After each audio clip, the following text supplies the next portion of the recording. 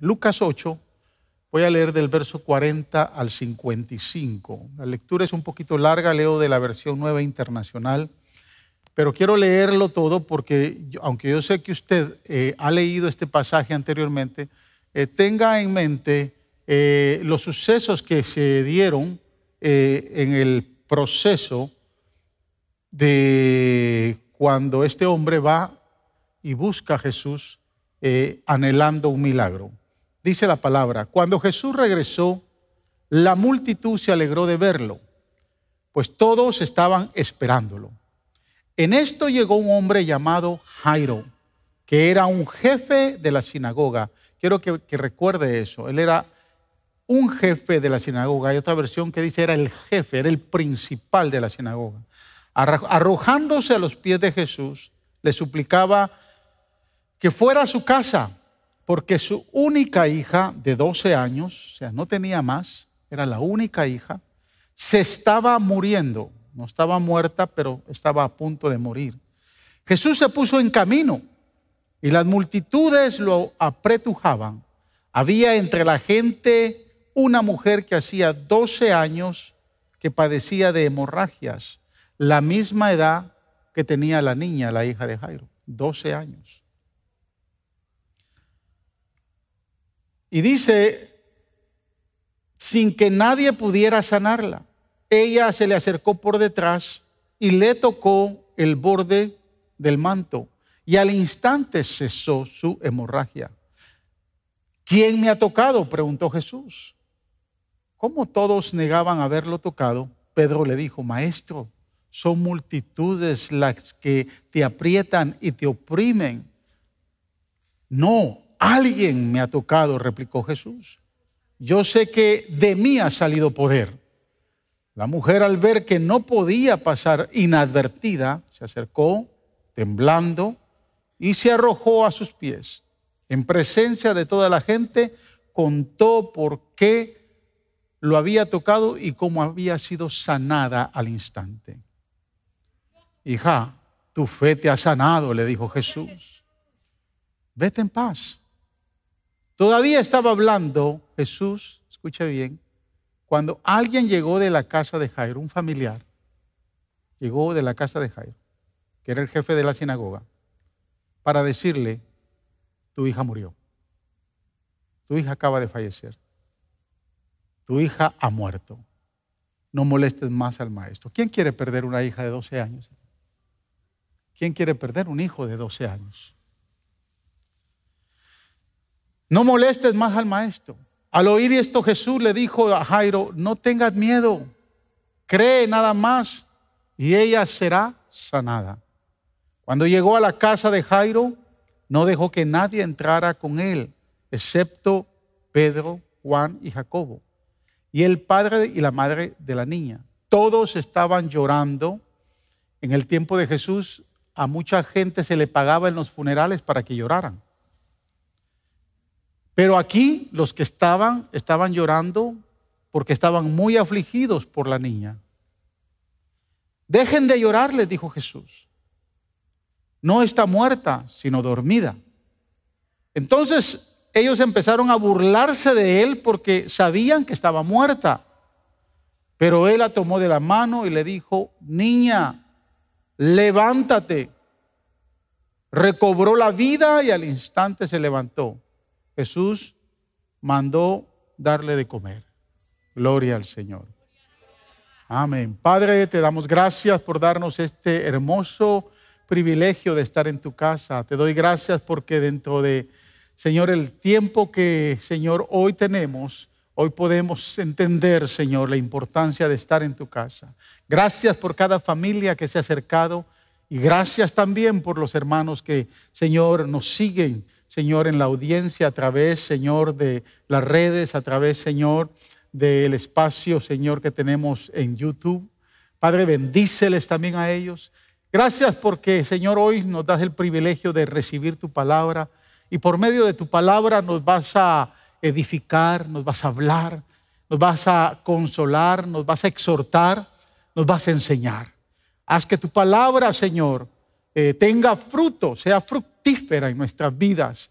Señor, para que podamos entonces hacer y entender tu voluntad. Bendice, Señor, tu palabra en nuestros corazones y glorifica tu nombre, porque solo tu nombre es el único que puede ser exaltado y glorificado. Padre, gracias en el nombre de Jesús. Amén, amén y amén. Tome asiento. Yo le titulé a esta prédica la visión de un padre. La visión de un padre. Ahora escúchenme bien todos los varones que son padres. Quiero que me entiendan. Porque todos los padres nosotros nos visionamos la vida en hacer cosas. Nos visionamos con proyectos. Y todos lo que visionamos en la vida lo hacemos a favor de nuestra familia, a favor de nuestros hijos, a favor de nuestra esposa, a favor de nuestras generaciones. O sea, todo lo que hacemos, ya sea porque usted va a emprender un negocio, va a comprar una casa, va a seguir sus estudios en la universidad, usted se proyecta con algo y el padre tiende en su mente proyectarse para su familia, ya no piensa tanto en él. Las mujeres deben de entender, tener bien eso en claro. Esa es la mente del hombre. Cuando el hombre emprende algo, lo hace para su familia. Pero hoy yo no voy a hablar de ese tipo de visión. Yo no voy a hablar de una visión que usted pueda emprender a favor de su familia, sino voy a hablar acerca de la visión más importante que Dios le ha dado, que es su familia, que son sus hijos. Esa es la visión más importante que Dios le ha dado. Y dentro de este contexto creo que los que más van a salir bendecidos son los padres que tienen todavía niños pequeños. Porque quiero decirles algo. En la vida, ya padres a mi edad, cuando ya no tenemos hijos niños, sino ya son mayores, podemos evaluar muchas cosas y podemos entender que hemos cometido muchos errores. Estos días estaba precisamente el jueves o el viernes, creo yo, estaba aquí en la oficina de la iglesia, estaba tratando de terminar algunos ajustes a esta prédica y quise buscar algún video, alguna reflexión a través de la plataforma YouTube para compartir con ustedes. Y empecé a buscar y hay mucho, pero realmente nada que pudiera entender que se pudiera alinear al mensaje. Pero en la búsqueda me topé con una canción que de niño, tal vez cuando tenía 10, 12 años, la oí por primera vez. Y me gustó mucho porque aunque la canción es mundana, tiene un mensaje muy bonito. Y ustedes obviamente tal vez la han escuchado, ¿no? La canción se titula Mi Viejo, ¿verdad? Y parte de la canción dice, es un gran tipo, mi viejo. No se las voy a cantar. Desde la primera vez que yo escuché esa canción, me hizo llorar. Pero me hizo llorar porque yo no crecí con mi viejo. El único recuerdo que yo tenía de mi viejo es una foto que todavía la tengo ahí en mi oficina. Es la foto de mi padre, tal vez él tenía mi edad o un poquito más joven. Y la foto mi papá nos la envió porque él vivía de 3 años, partió de casa, se vino a vivir a este país y vivía en la ciudad de Nueva York. Y a los años, yo no sé en qué año, él nos mandó un paquete y en el paquete venían un paquete para venía un tape, un video, no era un video, perdón, era un tape, una cinta de audio tape. Ya ustedes se pueden imaginar hace muchos años atrás, ¿no? Y venía ahí un mensaje para cada uno de nosotros, sus hijos. Mi hermano mayor Carlos, mi segundo hermano Vinicio y mi persona. Y a cada uno nos hablaba algo y le hablaba algo a mi mamá. Y venían 3 fotografías, una para cada uno de nosotros. Yo tenía, la única memoria que tenía de mi papá era cuando tal vez tenía 2 o 3 años. Recuerdo que venía yo en una camioneta, en un bus con mi mamá, y estando en el bus pasa mi papá en su carro, y estábamos ya por llegar a la casa, y mi mamá me dice, ahí va tu papá. Y cuando llegamos a la casa, yo tal vez tenía 2 o 3 años, mi papá ya estaba sentado o acostado en el sofá, y yo entro y me le tiro encima. Ese es el único recuerdo que yo tenía de él. No tenía otro recuerdo, porque tenía de 2 a 3 años, porque a los 3 años él sale de casa. Y yo tenía años de no verlo. Yo vine a conocer a mi papá a los 18 años. Entonces esa foto, cuando yo recibo la foto, yo la guardo. Tal vez tenía mis 10, 12 años cuando yo tomé esa foto, y no le había puesto un cuadro a la foto. Entonces el viernes, cuando estoy ahí, tengo la foto, estoy buscando algo para compartir con ustedes hoy, y me encuentro con esa canción. Y como buen cristiano le hago un clic para escucharla. Digo, porque si me va a juzgar por escuchar la canción, ¿no?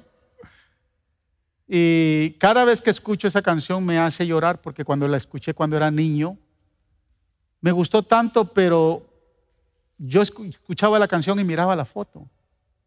Y podía ver la foto, y en la foto decía, wow, es un gran tipo, mi viejo. Y era lo único que podía ver. Tal vez ustedes tienen otros recuerdos, pero yo no tengo muchos recuerdos. De niño y de joven, lo conocí a los 18 años. Cuando nos casamos con mi esposa en el año 86, 2 años después tuvimos un incidente, él y yo. Un incidente donde yo como joven no lo pude entender, porque él ya había hecho familia. Obviamente cuando se vino a este país hizo familia, y se acababa de separar de la esposa que tenía. Habían perdido un negocio, habían perdido todo. Él se quedó prácticamente en la calle. Un día me llama y me dice que si lo puedo recoger en un lugar. Y cuando yo llego a buscarlo, él tiene maletas y yo pienso que él se va para Guatemala de viaje. Y le digo, ¿qué le pasó? ¿A qué hora sale su vuelo? No, me dijo, no voy de viaje. Quiero que me des posada. Nosotros vivíamos en un apartamento muy pequeño. Ya había nacido Joshua y Joseph, pero era de un dormitorio el apartamento. Entonces me lo traje a vivir a la casa, y en ese apartamento teníamos un sofá cama en la sala, y esa sala la hicimos parte de su dormitorio porque no tenía otro lugar. A los niños nos los llevamos obviamente con nosotros al cuarto, y en ese dormitorio, en esa sala, él puso sus cosas. Joshua tenía como 2 años, tal vez, ya caminaba, y como todo niño inquieto empezaba a tocar. Mi papá estaba frustrado, estaba estresado por todas las experiencias que tenía, por las pérdidas que había tenido. Entonces le molestaba que mi hijo llegara a tocarle sus cosas. Y un día lo regañó muy mal, y obviamente mi esposa sale como buena madre a defender a su hijo. Y hay conflicto entonces entre ella y él. Ella me llama al trabajo, yo llego, y yo soy de los esposos que cree que la prioridad es la esposa, porque eso es lo que dice la Biblia. La Biblia dice, dejar a tu padre y a su madre. Entonces, eso es lo que dice la Biblia. Y tal vez eso ha mantenido que nuestro matrimonio, por los 34 años que estemos, esté muy fuerte. Cuando yo llego a casa, yo no me pongo al lado de mi papá. Yo me pongo al lado de mi esposa. Y eso le molesta a él. Y hay un conflicto, tenemos ahí una confrontación, y eso me da la libertad de cometer uno de los errores más graves que cometí siendo joven y siendo hijo. Y yo me pongo a discutir con él, y le saco a la luz muchas cosas, que nos había abandonado, esto y lo otro. Me puse a juzgar a mi padre sin tener la autoridad de hacerlo. Quiero decirle a los jóvenes acá, nunca juzgue a sus padres, no importando qué tipo de conducta hayan tenido. El hijo no está en posición de juzgar a ningún padre. Nadie. Se lo digo a alguien que cometió ese error. Yo cometí ese error y entonces entramos en un conflicto. Él tuvo que irse de casa. No sé ni a dónde se fue. En ese momento no sabía ni a dónde se había ido. Y ese argumento, ese conflicto, esa discusión nos separó por 10 años. Yo no le volví a hablar a mi papá por 10 años. Eso fue en marzo de 1988. Mi hijo Joseph ya había nacido. Benjamin todavía no había nacido. Y por 10 años estuvimos separados, alejados.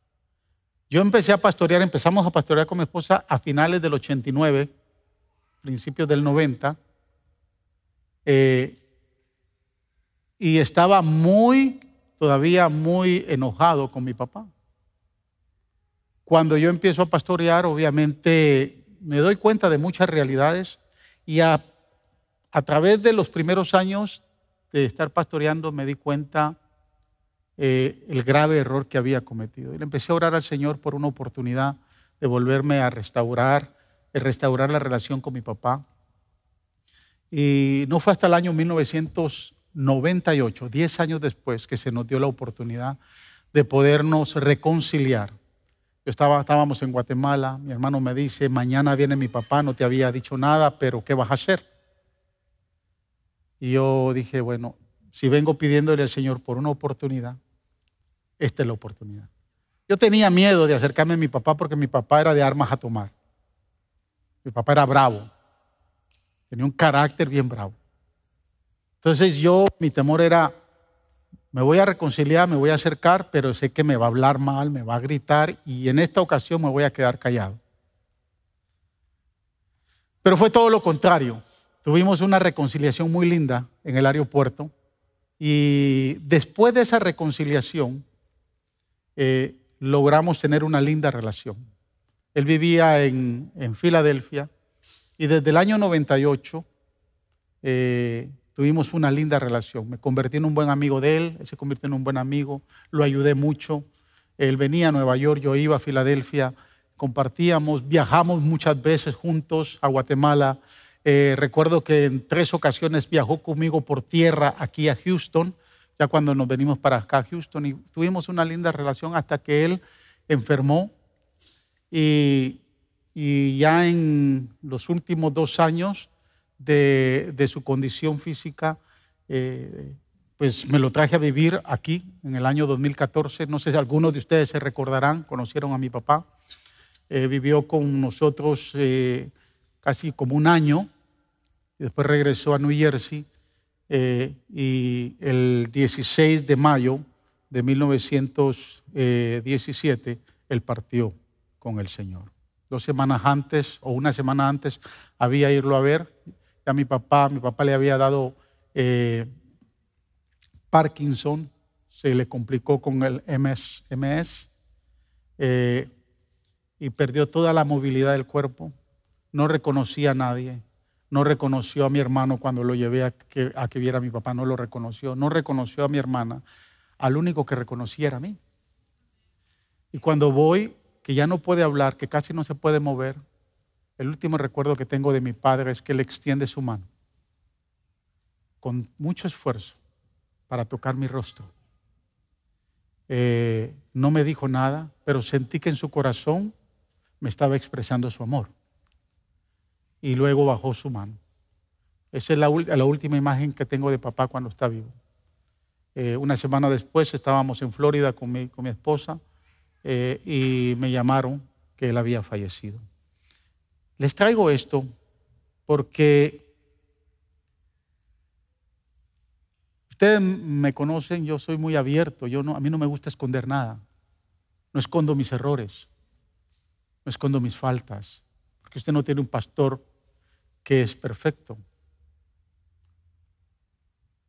Y sé que cometí errores como hijo.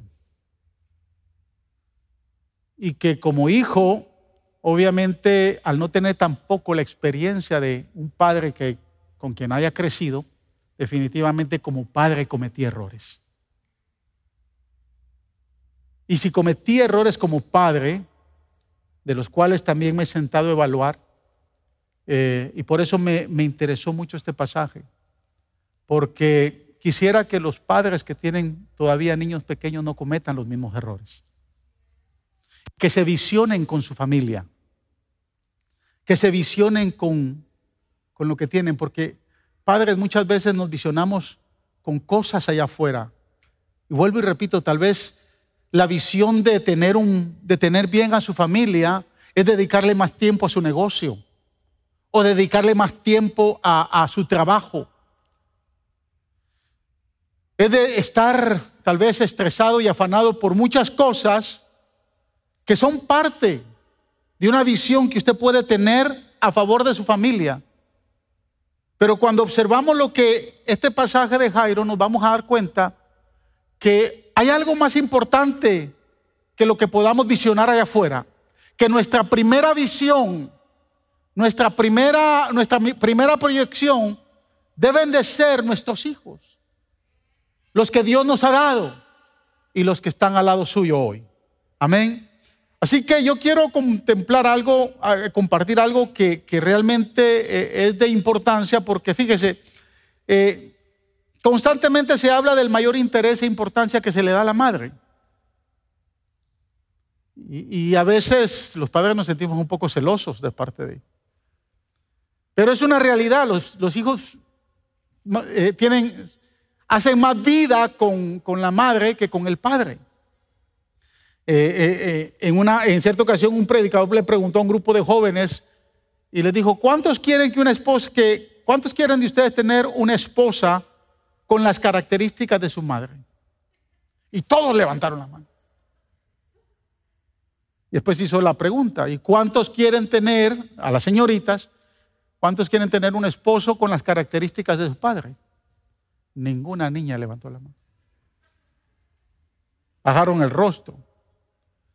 Porque vivimos en tiempos donde la figura paternal se hace indispensable, pero muchas veces no nos hemos dado cuenta qué tan importante es que la figura paternal esté en casa, pero que no solo esté en casa para traer la plata, sino esté en casa para corresponder a lo que necesita corresponder.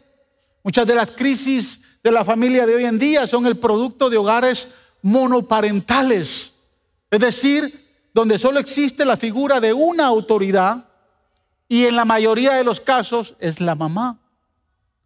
Y esto ha hecho que la situación se agrave porque la ausencia del padre ha causado estadísticas muy fuertes. Observe estas estadísticas que quiero compartir con ustedes. Y no sé si los muchachos se las di a Miriam, ojalá que me las puedan poner ahí. El 71% de los jóvenes que abandonan la escuela secundaria proviene de hogares sin padre. El 75% de todos los adolescentes con abuso de sustancias químicas, o sea, con drogas, en los centros de tratamiento de hogares, de drogas, provienen de hogares sin padres, el 75%. 85% de todos los jóvenes que están en prisión, que están en cárceles, son de hogares sin padre. 63% de los suicidios juveniles son de hogares sin padre. El 90% de todos los niños fugitivos, o sea, aquellos que se van de casa, el 90% de esos niños que salen corriendo de casa son de hogares sin padre.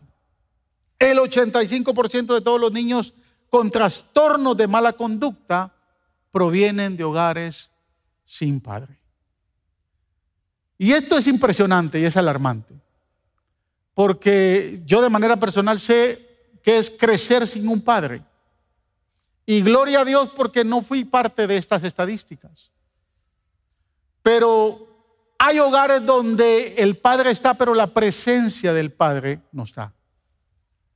No sé si me explico. Entonces por eso me llamó la atención este pasaje de Lucas capítulo 8 y le puse la visión de un padre. Porque un padre, número uno, un padre visionario tiene conciencia de familia. Todo padre visionario debe de tener conciencia de familia.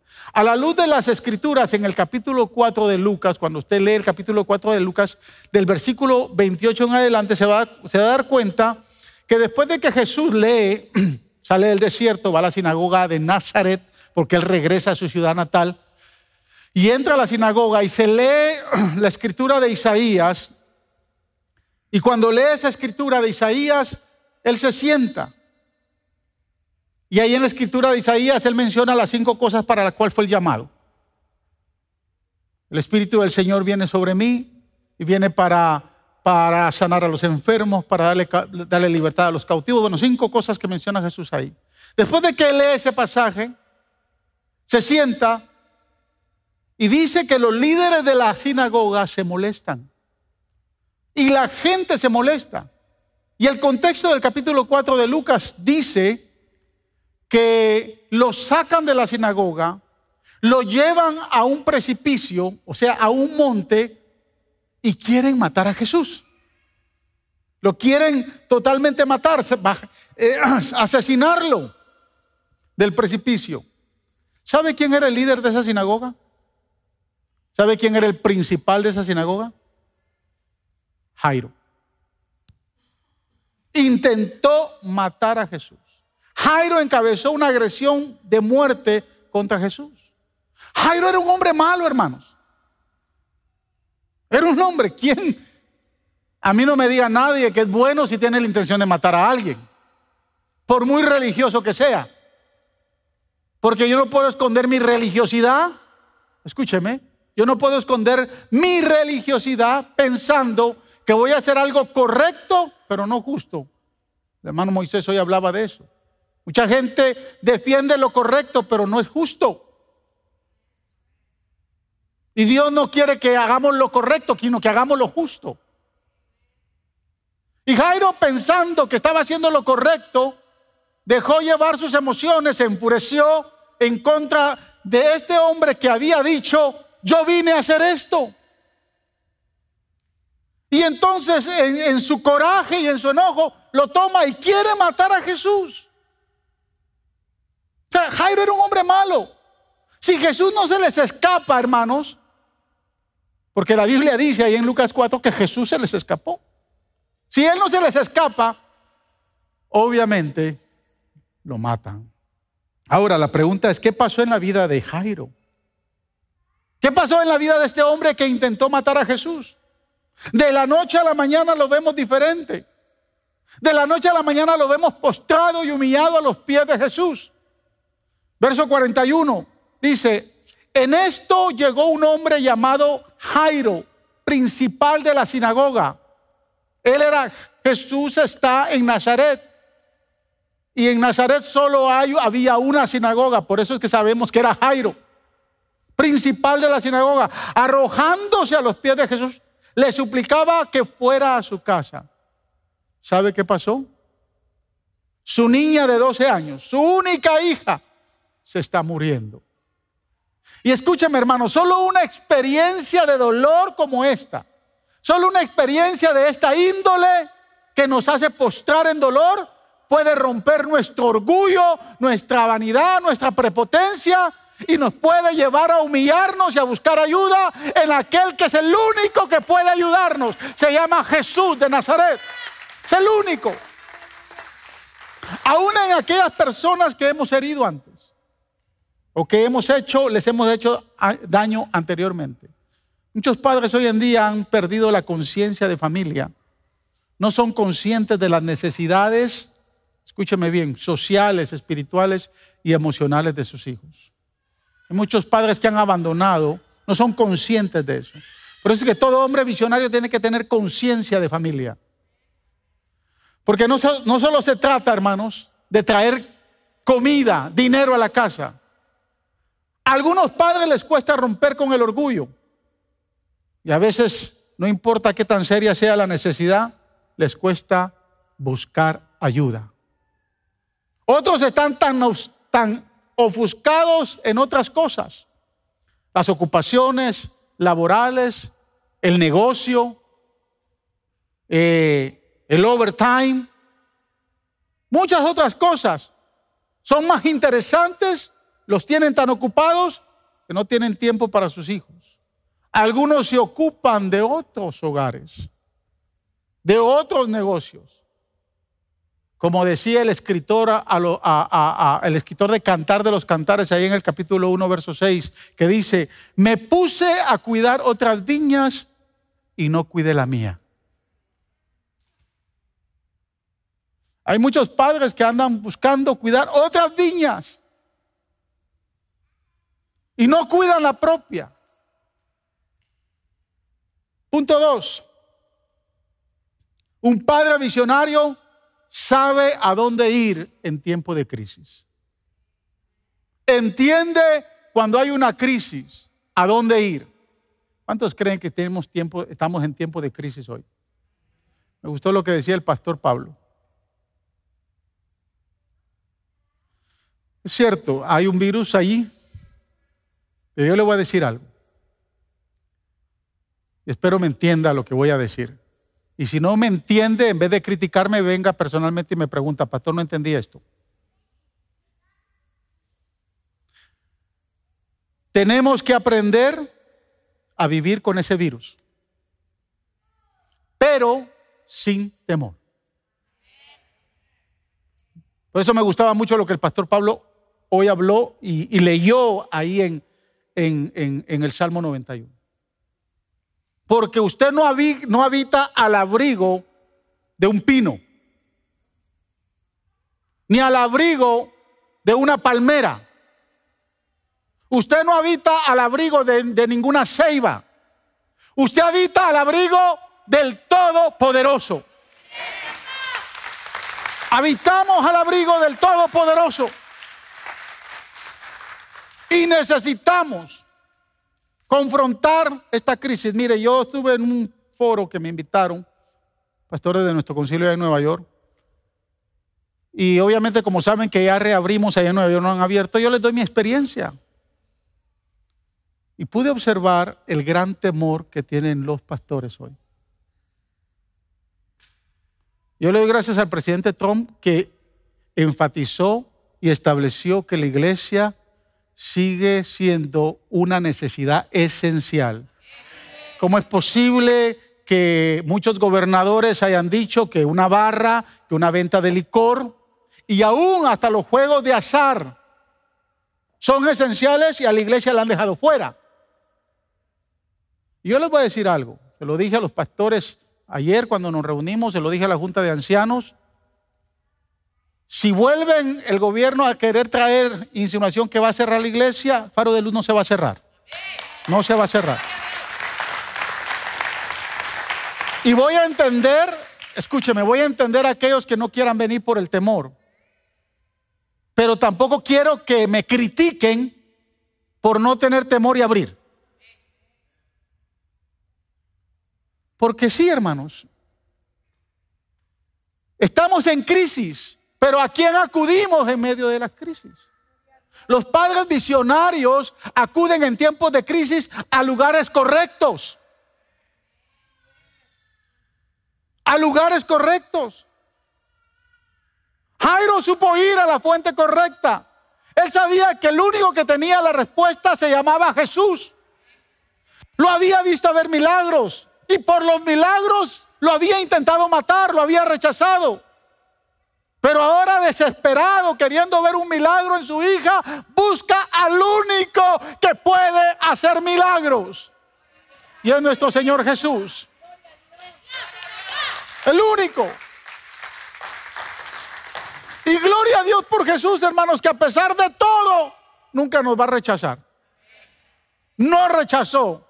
No hard feelings. Vio a Jairo venir postrado en dolor cuando lo quiso matar y le dijo: Jairo, no hard feelings. No me voy a vengar de ti.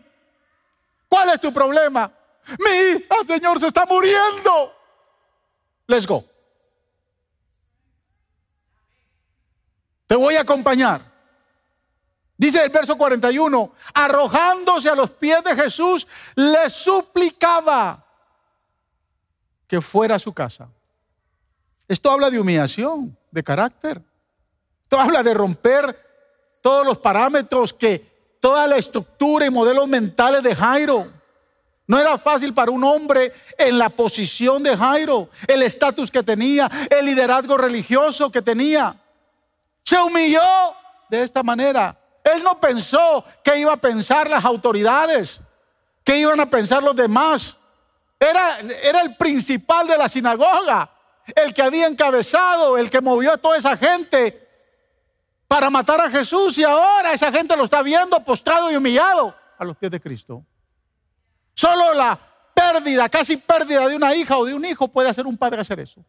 Si va a buscar el lugar correcto. Si arriesgó a la burla, a que lo vieran, especialmente que lo viera su propia raza y los de su propia secta y los de su propia sinagoga. Y en realidad, hermanos, es que solo las experiencias de dolor como esta nos humillan. Especialmente cuando hay necesidad en casa. Punto 3. Hoy vamos para cumplir.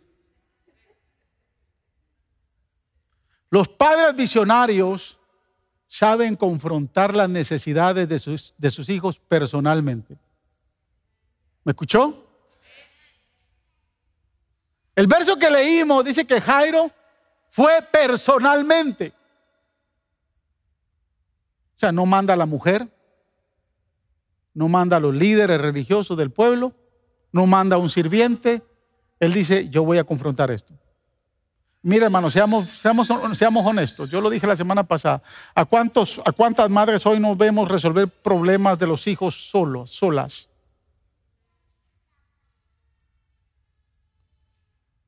¿Cuántos? Mire, ya mis hijos tan grandes, ellos no se recuerdan, pero siendo pequeños dieron problema.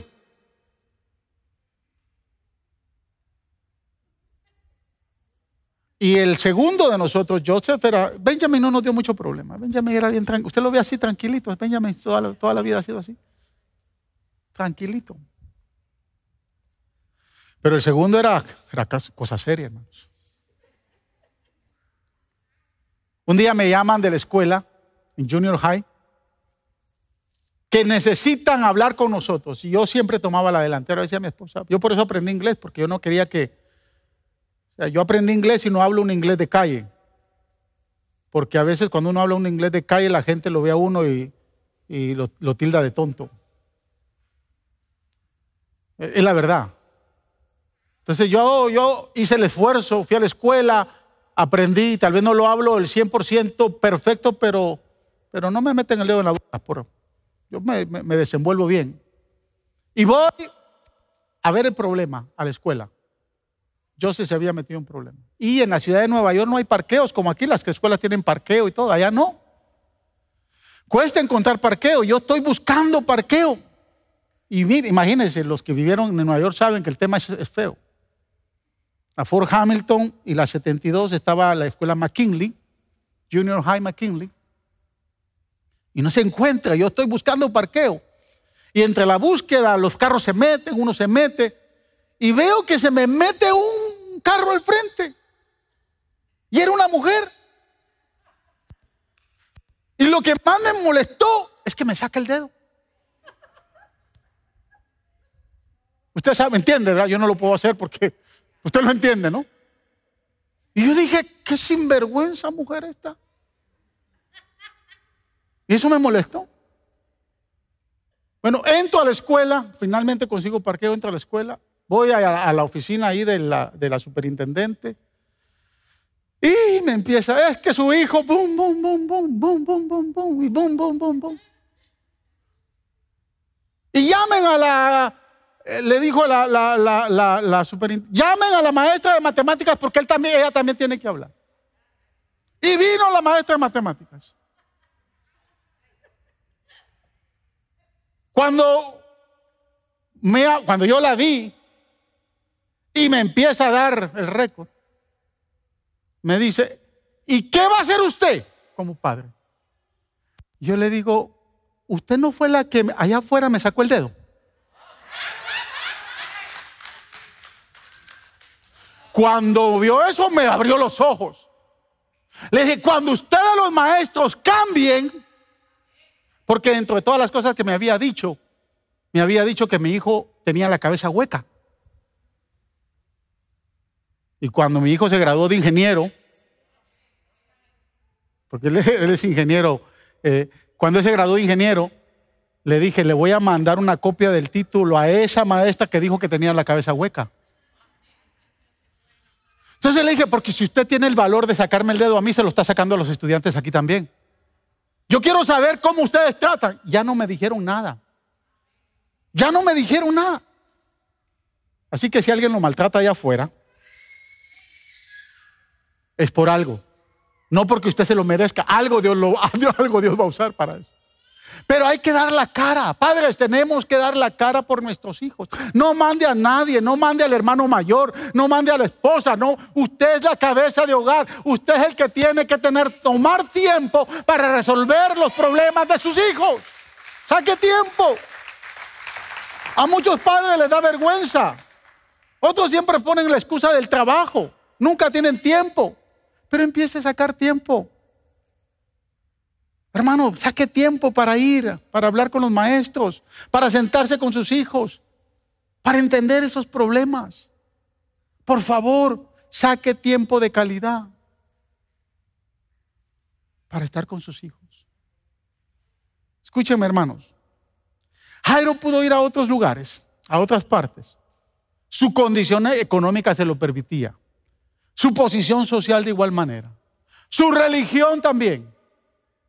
Tenía mucho a su favor, pero fue a los pies de Jesús. En esta crisis, ¿cuántos padres se han activado más? Mire, nuestras redes, nuestras plataformas Zoom, que tiene varias salas los martes, porque tenemos varias salas abiertas, yo veo a más madres que a padres.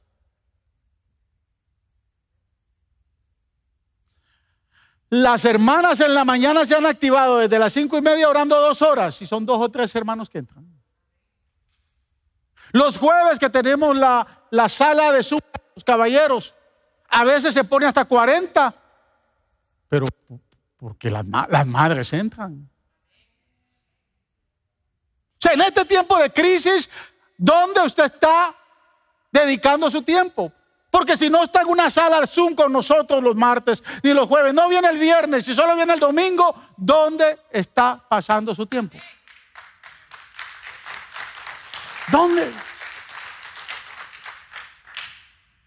Otro día tuve que exhortarlos fuertemente para que al menos se pusieran a meter a sus hijos en la escuela dominical. Tenga visión de familia. Mira, el negocio se queda atrás, el trabajo se queda atrás. El dinero se queda atrás.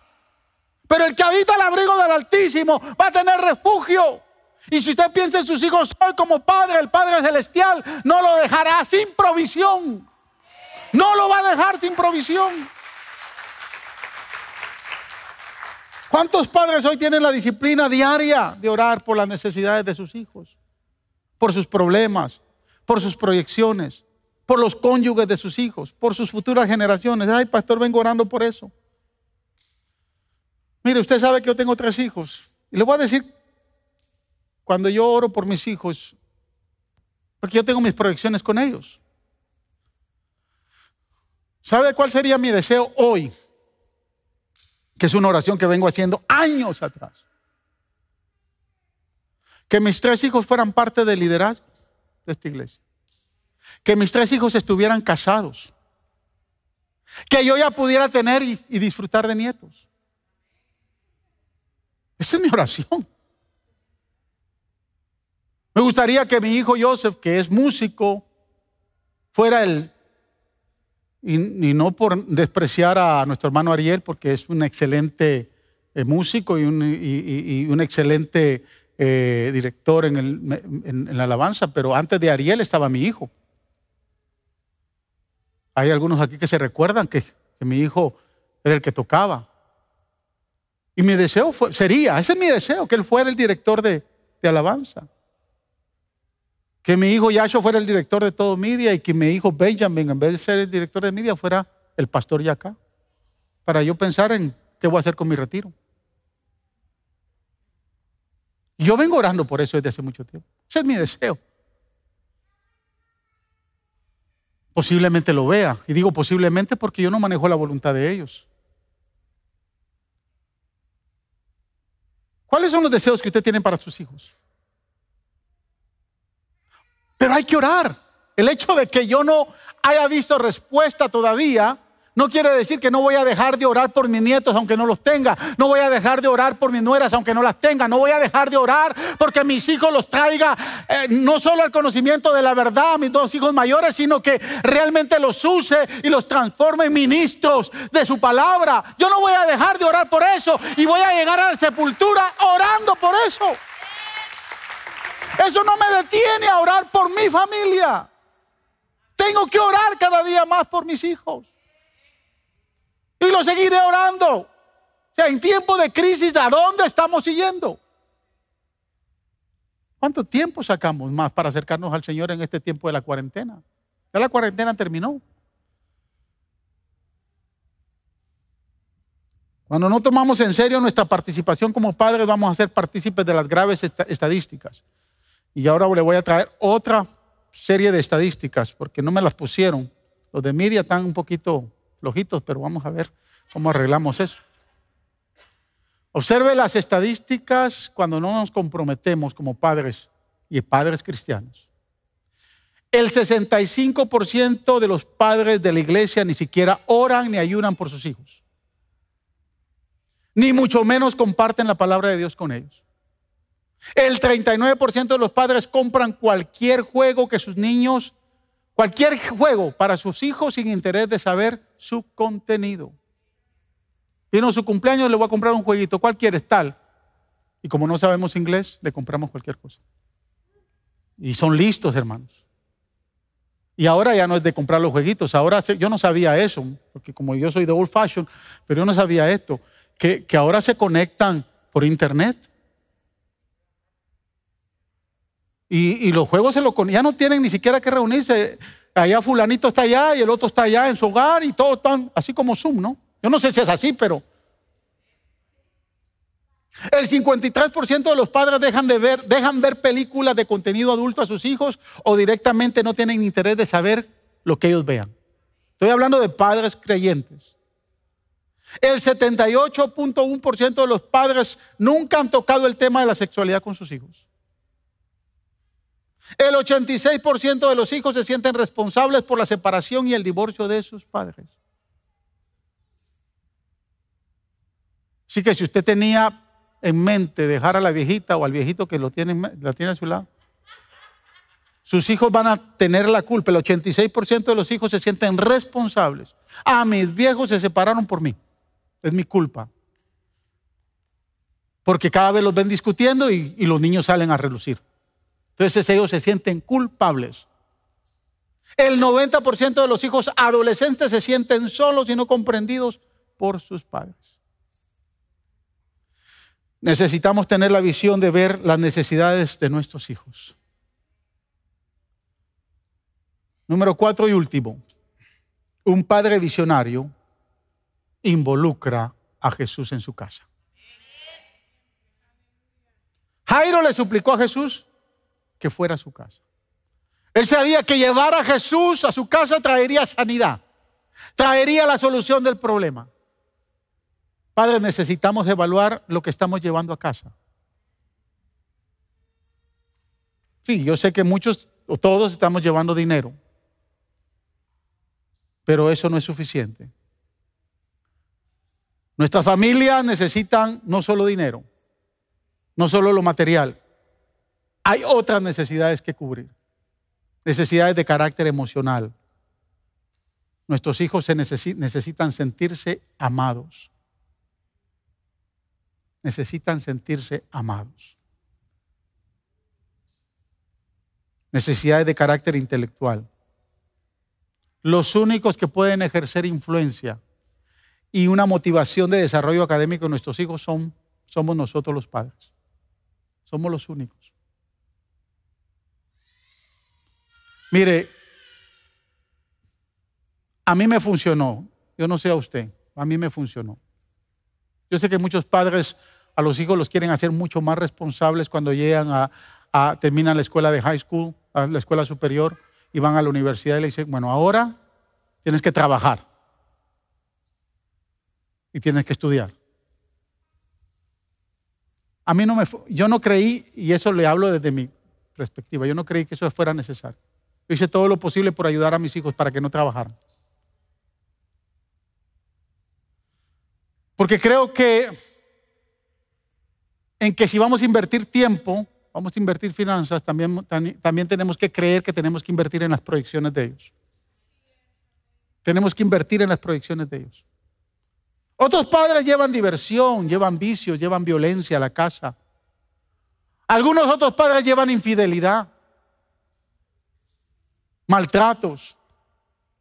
Y que no les pase como le pasó a aquel que salió a buscar comida para sus hijos, los profetas, en el segundo libro de Reyes, capítulo 4, versículo 39. Dice la palabra ahí que salió a buscar una hierba, salió a buscar comida y se encontró con una hierba silvestre, la arrancó, cogió un par de frutas más y cuando llegó se puso a cocinar, y cuando terminó de cocinar y probaron la comida, dijeron, ¡hay muerte en la olla!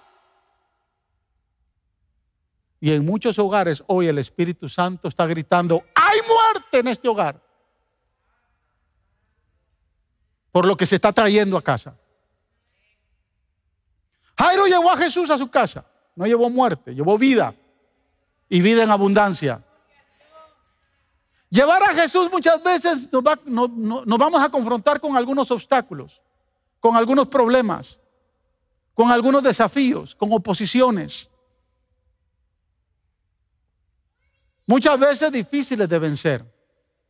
Pero mire, observe el primer obstáculo que se confrontó Jairo. Fue la multitud. Camino a casa, iba una gran multitud. Y dice que la gente no dejaba caminar a Jesús porque lo apretaban. Entonces no es lo mismo caminar sin gente que caminar con gente. ¿Verdad que sí? Y si usted tiene una hija o un hijo de 12 años que se le está muriendo, usted quiere que al que va a buscar que corra, ¿o no? Si hubiera habido bicicleta en aquel entonces, si hubiera habido carro, Jairo monta a Jesús en el carro y le digo, vámonos, porque ya no hay tiempo. Entonces Jairo llega y se confronta con una multitud. Y de paso, cuando Jesús decide ir con él, aparece una bendita mujer. Que Jesús le dice, ok, vámonos, vamos, caminemos. Y van caminando y aparece una mujer que le toca el borde. Y entonces aquí Jesús se para. Aquí ya no, la escritura no habla de Jairo. Pero escúcheme. Jairo estaba viendo su celular a ver qué texto le mandaban, cómo iba el asunto en casa. Está viendo el reloj. Maestro, avanza, ¿por qué te paras? ¿No cree usted que es obstáculo? Y Jesús se paró un buen rato, no fue que la vio. No, Jesús. Imagínense si yo digo hoy aquí, hermanos, me robaron mi billetera. ¿Quién se la llevó? La pastora. Va a haber silencio. Y por favor, servidores, me cierran esa puerta hasta que aquí se defina quién se la llevó. Va a pasar un buen tiempo hasta que el que se la llevó diga, yo fui. Así está Jesús. Alguien me tocó. Pedro dice, maestro, si la gente te aprieta, ¿cómo tú? No, poder salió de mí. Alguien me tocó. Aquella mujer está avergonzada, 12 años. ¿Y sabe por qué tiene vergüenza? Porque el problema no era cáncer. El problema no era no era el COVID. El problema era una hemorragia. Damas, ¿entienden bien esto? Era un periodo menstrual de 12 años que no paraba. Había ido a médicos, se había gastado todo el dinero. Una mujer en esa condición, ya el marido la abandonó, los hijos la abandonaron. No podía entrar al templo, no podía ir a ver al sacerdote porque la ley se lo impedía. Porque era una mujer que tenía flujo de sangre. Nadie, cuando alguien el que le va a hablar a esta mujer de Jesús, tiene que ser un familiar. O tal vez la vecina que le dijo, mira, entró a Nazaret alguien que tiene la solución a tu problema. Y esa mujer se levanta. Si ha perdido sangre, ha perdido vida. Está débil. Esa mujer está anémica. Y arrastrando llega. Y cuando siente la sanidad, empieza a llorar. Pero Jesús dice, alguien me tocó. ¿Y sabe qué pasa en la mente de esta mujer? Si digo que fui yo, me van a apedrear. Porque toqué a un rabino y no podía tocar a un rabino con flujo de sangre. Entonces, ¿cuánto tiempo pasó para que esta mujer hablara y dijera yo fui? Tal vez pasó un par de horas. Y Jairo. Aquí el tema no es la mujer, es Jairo. Mire qué obstáculo. El tema es que ahí se confronta con el tercer obstáculo. Porque como el Señor se tardó, cuando finalmente ella decide hablar, ¿verdad? Y dice toda la verdad, el verso 33 dice que dijo toda la verdad. Cuando dice toda la verdad, entonces el Señor le dice, hija, le dio valor. Una mujer desvalorizada por la sociedad, desvalorizada por la religión, desvalorizada por el pueblo. Ahora, el Señor del templo le da valor y le dice, hija. Aleluya. Tu fe te ha sanado. Y cuando termina de decir, tu fe te ha sanado, llegan los familiares, porque a veces los familiares solo para dar malas noticias sirven. ¿Verdad que sí? Solo para dar malas noticias sirve la familia. Y llegó, no sé si el primo, si el tío, o no sé quién, pero era la familia, llegó y le dijo, la muchacha murió. No molesten más al maestro. Mire que este sí era el obstáculo para que todo se arruinara. La muchacha murió. Porque dice el verso 49, todavía estaba hablando Jesús cuando alguien llegó de la casa de Jairo, jefe de la sinagoga, para decirle, tu hija ha muerto. No molestes más al maestro. Y si usted, como ellos, que en ese entonces no se creía en la resurrección, el primero que llega a resucitar en el tiempo de Cristo, porque recuérdense que hubieron 400 años de silencio. Los milagros de resurrección se dieron en el Antiguo Testamento y fueron raros. Pero ahorita aquí no había nadie que había resucitado a nadie y viene. Si usted le dice, su hija murió, se va a tirar a llorar. Entonces, este es el tercer obstáculo, la familia. Estas fueron las palabras más duras que pudo haber escuchado Jairo en ese momento. En medio de esa noticia,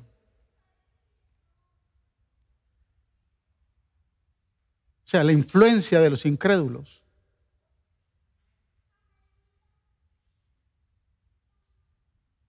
Sucede algo que lo voy a dejar para después.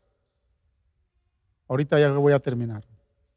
Pero observe el verso 51 al 53. Cuando llegó a la casa de Jairo, no dejó que nadie entrara con él, excepto Pedro, Juan y Jacobo y el padre de la madre de la niña. Todos estaban llorando muy afligidos por ella. Dejen de llorar, les dijo Jesús.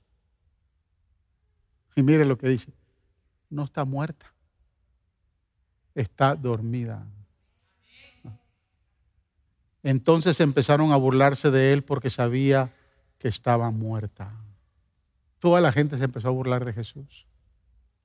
¿Qué hizo? ¿Qué hizo que Jesús dijera estas palabras? Observe el verso 50. Cuando le dicen los familiares que la niña ha muerto. Al oír esto, Jesús le dijo a Jairo, no tengas miedo. Cree nada más y ella será sanada. Yo le felicito a todos los padres que traen a sus hijos acá. Yo los quiero felicitar. Y a los padres que todavía no se han decidido a traer a sus niños, quiero decirles lo que Jesús le dijo a Jairo.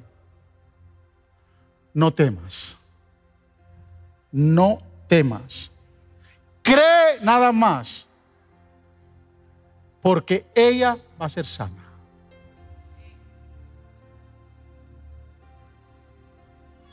Un religioso, un principal de una sinagoga, un hombre de estatus, un hombre con dinero, revolucionó su corazón. Creyó a esa palabra. Mire, cuando un padre le cree a Jesús,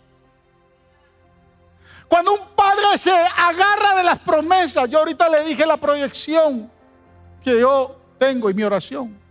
¿Sabe qué me sostiene? Isaías 54:13. Porque todos tus hijos serán enseñados por Jehová y Él brindará su paz sobre ellos. Eso me sostiene. Eso está en mi corazón. Mi proyección mayor es que mi hijo Benjamin sea el pastor. Y le doy gracias a Dios. ¿Sabe por qué? Porque que él se ha rechazado a eso. Porque si yo le digo a cualquiera, ¡boom!, rápido se apunta. ¿Sabe cuántas veces me ha dicho no, padre? Él le huye a eso. Él le huye al pastorado. Y usted y yo sabemos que Dios lo usa en este altar. Usted y yo lo sabemos. Algunos de ustedes han sido bendecidos con las prédicas de Él. Yo sé lo que Dios me dijo. Y por más que Él se rehúse, puede ser que me esté escuchando. Por más que Él se rehúse, mi promesa está. Yo voy a enseñar a tus hijos y yo voy a multiplicar mi paz sobre ellos. Eso cuando usted, un padre, cree y pone su fe y no tiene temor y se arraiga de las promesas de Dios, entonces Dios hace el milagro. Se acercó a la niña y le dijo, Talita cumé, a ti te digo, levántate. Y cuando la niña se levanta, denle de comer. Me puedo imaginar qué fue de esa niña. Le voy a decir por qué me imagino eso. Con esto termino. Vaya al último versículo, versículo 55. Observe. Este no te lo dije, pero si lo quieres lo puedes poner porque esto lo estaba observando ahorita en la oficina antes de venir acá, el verso 56. Ella se levanta, recobró la vida, dice el verso 55, y al instante se levantó. Jesús manda a darle de comer. Ahora observe este verso. Ya le conté todo lo que ha pasado. ¿Cómo está el corazón de Jairo? Estaba muerta.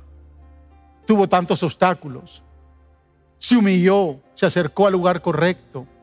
Ve el milagro. Ve el milagro en su hija. Los padres se quedaron atónitos. Jairo y su esposa atónitos. Pero él, Jesús, les advirtió que no contaran a nadie lo que había sucedido. A mí, Señor, me vas a decir que ahora yo no le diga a todo el mundo lo que tú has hecho. A mí me estás poniendo ahora el obstáculo.